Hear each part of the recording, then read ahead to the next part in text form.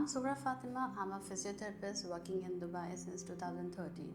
I have completed my graduation from India, Hyderabad, and then after that I worked 1 year in India, and then since then I'm here in Dubai working for around 12 years now, Alhamdulillah. And also I'm dealing with mostly musculoskeletal conditions and pelvic floor dysfunction cases, which is very common. And yes, it is not normal, but yeah, it is very common. Question is, what inspired you to become a physiotherapist?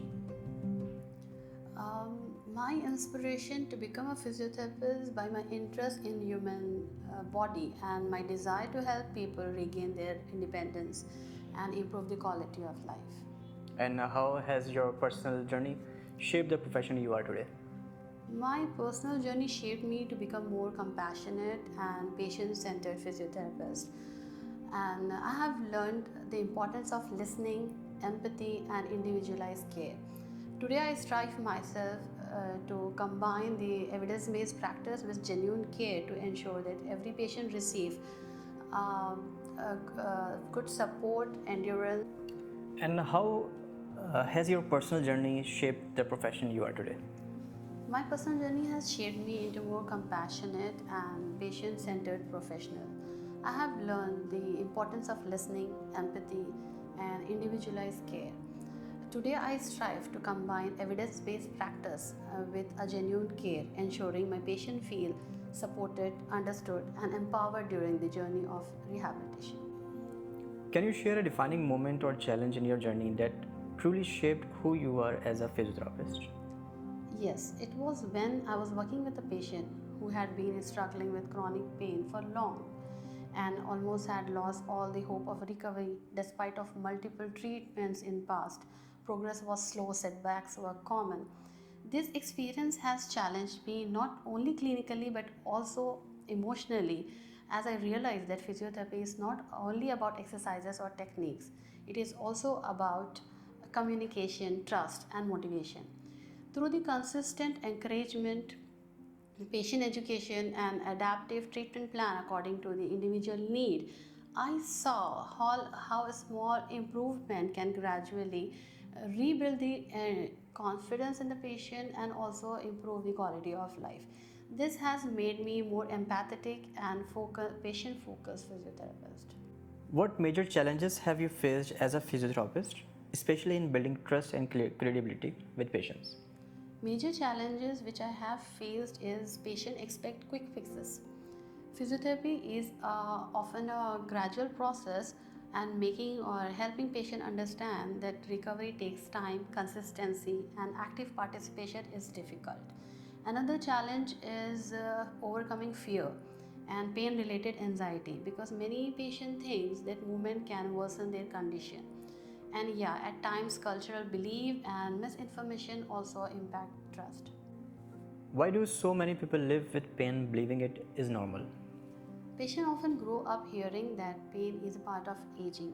Over time, repeated exposure to this belief make patients feel that pain is inevitable rather than treatable.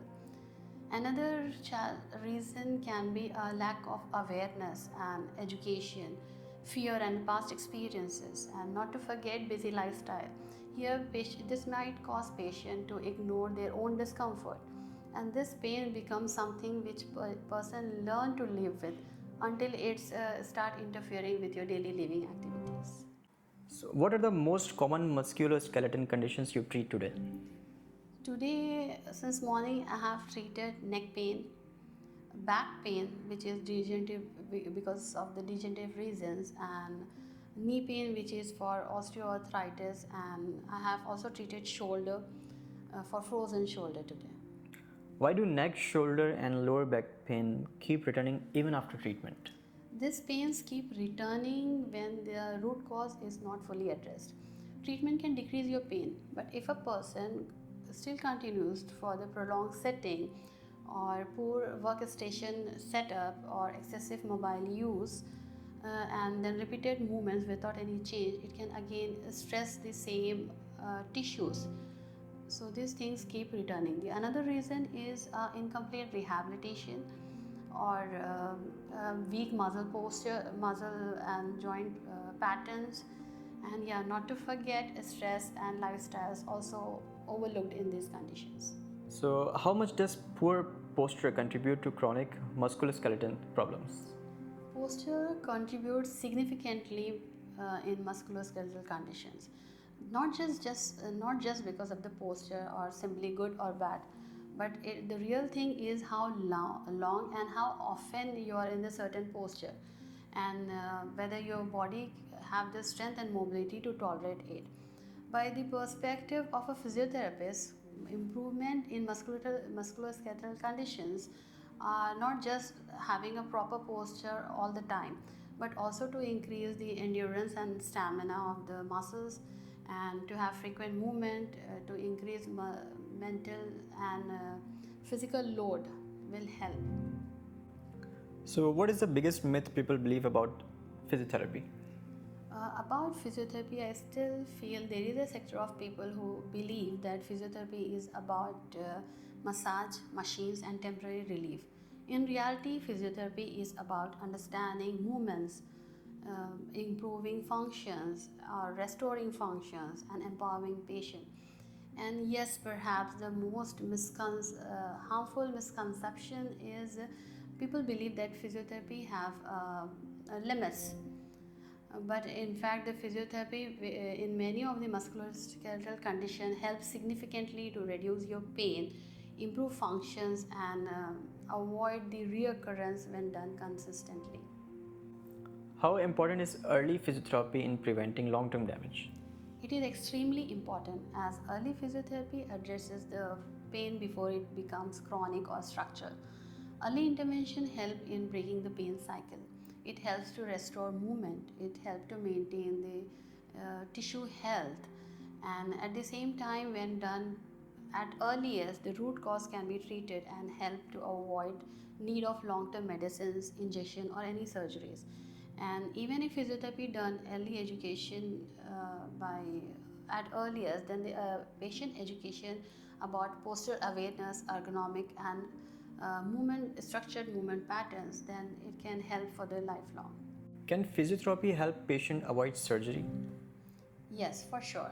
Physiotherapy, if done at earliest and in correct way, for sure it can avoid surgeries. In cases like a patient suffering with knee pain and have condition like mild to moderate osteoarthritis, this here physiotherapy can help to avoid surgery.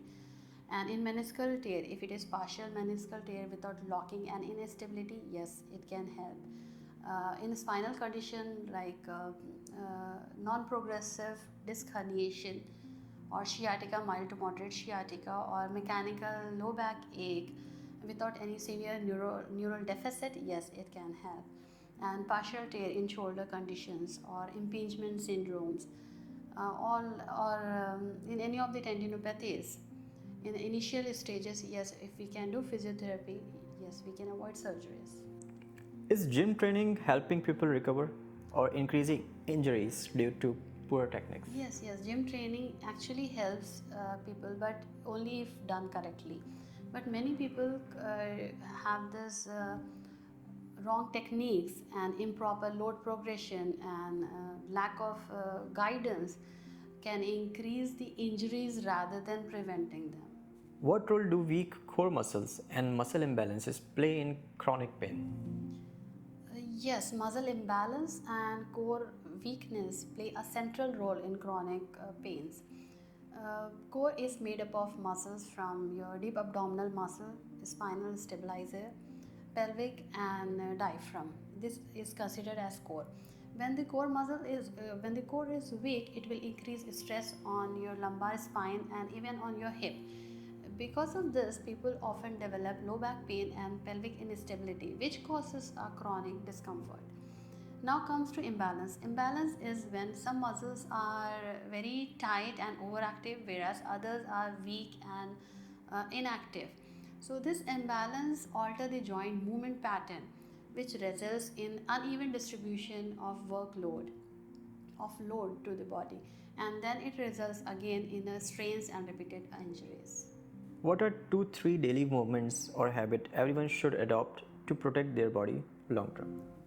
Frequent movement breaks like get up, stand, walk for 2 to 3 minutes every 30 to 60 minutes at least. And for core activation and posture awareness, activate your abdominal muscles. Think of drawing your belly button towards your spine. And another might be you can do the balance movement and stretchings. You incorporate some of the stretching and strengthening exercises for the tight and weak muscles for at least 5 to 10 minutes every day can have a very good impact, and if you can do consistently. What is pelvic floor dysfunction? Please explain for the woman who never ever heard it before. Yes, pelvic floor dysfunction, but before that I would like to tell you about pelvic floor. Pelvic floor is made up of muscles, connective tissue and ligaments, which is just present at the bottom of your pelvis. If there is any dysfunction or any imbalance of these muscles, it is called as pelvic floor dysfunction. Either the muscles are too tight or too weak or just incoordinated. And imagine, just think of your pelvic floor like a hammock. Okay, if hammock is very loose, you feel that the organs which is supported by hammock or the pelvic floor, it sag down or leak. If hammock is tight, it hurts and restore functions. And here physiotherapy help in restoring it in correct balance. What are the early signs of pelvic floor dysfunction do women often ignore? Women often ignore many signs of pelvic floor dysfunction, considering it as minor, embarrassing, or common with childbirth or with aging. These signs are urinary changes, like patients feel that there is a leakage with cough, laugh, or any exercises, or they feel a certain urge to pee or urinate, and even the night walk to pee, or patient feel that they are not able to empty bladder fully. Another reason is the bowel changes. Here you feel like you can't control your gas or stool. Or another reasons again here, incomplete bowel emptying, or else you feel there is a heaviness in your back or low back pain even. And the other reasons are for lumbar area and for pelvic floor, it is you feel pressure on your back and hip which doesn't go even after doing usual stretches, or even you can feel a bulgy or heaviness or dragging feeling under your vaginal area, or sexual changes like you feel pain during or after intercourse. Is pain or leakage real normal after pregnancy or delivery? Pain and leakage is common during pregnancy or after childbirth, but it is not considered as normal. If a person is recovering after a few weeks of delivery, consider as a postpartum recovery. But if a person has a persistent pain, leakage, or any feeling of heaviness in the pelvic area, is not considered as normal. It has to be addressed immediately. So after childbirth, there is a discomfort which is expected to be common, but persistent pain has to be addressed and you don't have to live with it. Are Kegel exercises always the right solution, or they can sometimes do more harm than good? Kegel is a powerful tool if done correctly, but Kegel is not a solution for every problem. And if it done incorrectly or done when not appropriate, it actually worsens the condition. What message would you like to give to inspiring physiotherapists who wish to enter in this profession? For me, physiotherapy is more than a career. It's a journey of empathy, science, and impact. But not to forget, this profession demands curiosity, patience, and understanding. And yes, continuous learning. Here, I would like to suggest that you have to treat your patient and their condition, every patient and their condition as a unique story, where a small improvement can also impact a lot in someone's life. At the same time, learning continuously, it's not just about anatomy or exercises, but also about motivating people, communication, and holistic care. So, rapid fire round: posture correction or medication? Posture correction. Movement or rest for recovery? Movement if done correctly. Pain is a warning or weakness? Warning. One habit damaging our spine daily? Slouch sitting Okay. for long hours. Gym without guidance, safe or risky? Risky for sure. Stretching before bed, yes or no? Sustained stretching, yes. Core strength or flexibility, more important? First core strength followed with flexibility. Kegel, always necessary or misunderstood? Misunderstood. Pelvic floor issues, common or rare? Common for sure. Okay. Post childbirth pain, normal or treatable? Normal in few cases. Painkiller? I would say not normal in many cases. Okay. Painkiller, solution or shortcut? Shortcut. Recovery needs more time or more discipline? Discipline and then time. Mindset in healing, powerful or overrated? Powerful. One exercise everyone should do daily. Planks, but before that we have to assess the abdominal muscle, and then yes, plank is something which you can do every day. Okay. Most common patients excuse you here. Time. One myth about physiotherapy you want to break. People have this that physiotherapy will treat pain without addressing to underlying cause. This is a myth. Okay. What values define the legacy you want to leave behind? I want to have a rehabilitation center in which the patient can be treated with evidence-based practice for sure, along with empathy, motivation, trust, and ensuring that each patient feelings are supported, understood, and empowered during the journey of rehabilitation. Obviously, with affordable prices for each and everyone. Perfect. What does LeadersTalk.Global mean to you as a platform? LeadersTalk.Global is a platform where you get a chance to share your experiences, struggles, and success stories to people out there. At the same time, others get a chance to learn from this and take necessary actions according to their profession.